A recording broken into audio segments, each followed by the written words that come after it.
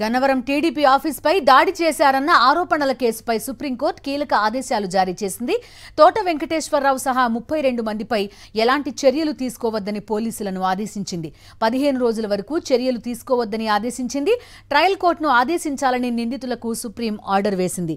కేసులోని merit ఆధారంగా నిర్ణయం తీసుకోవాలని సూచించింది సుప్రీంకోర్టు. సుప్రీంకోర్టు ఆదేశాలకి సంబంధించిన పూర్తి డీటెయిల్స్ అందిస్తారు మా కరెస్పాండెంట్ వెంకటేష్. చెప్పండి, చూస్తున్నాం ఈ కేసుకి సంబంధించి ఏకంగా 32 మందిపై ఎటువంటి చర్యలు తీసుకోవద్దని ఆదేశాలు జారీ చేసింది. మీ దగ్గర ఎలాంటి అప్డేట్స్ ఉన్నాయి Venkatesh?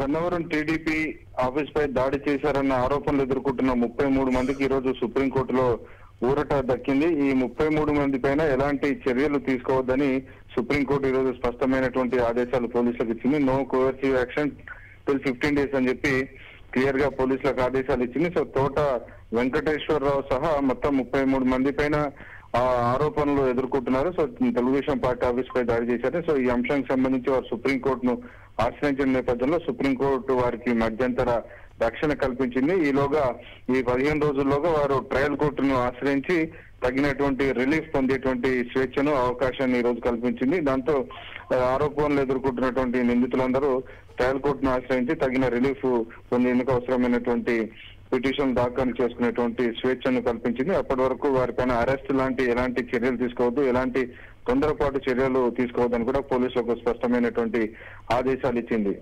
Okay Venkatesh, thank you.